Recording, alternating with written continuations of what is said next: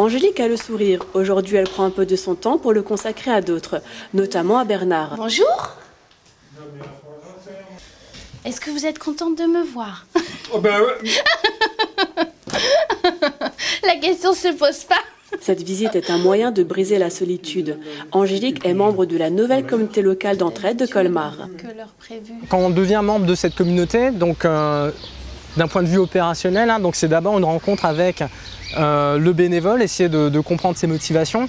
Et ce bénévole, il va intervenir donc chez des personnes isolées. La communauté d'entraide, en fait, elle a quelque chose de particulier parce qu'on est dans une société où tout va vraiment très très vite et je pense que le sens pour moi des valeurs que je veux incarner, c'est la relation à l'autre et remettre du lien, remettre de l'humain et ça donne du sens pour moi dans mon quotidien. Et cette communauté d'entraide vous apporte quoi aujourd'hui ? Ah ben, pour le moment, c'est un réconfort. C'est une aide à domicile qui est informée de la solitude de Bernard, car la communauté d'entraide est composée de partenaires qui vont jouer un rôle essentiel dans le recensement des personnes isolées. Et on s'est dit avec différents partenaires, donc la ville de Colmar, le CCAS de Colmar, le Conseil des aînés, que ça pouvait être intéressant de rallier les gens qui connaissent les seniors.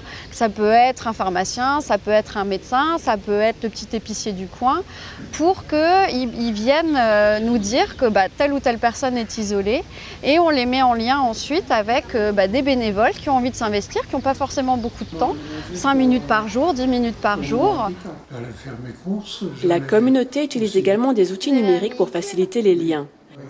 On se voit ou on se parle aussi par courriel interposé.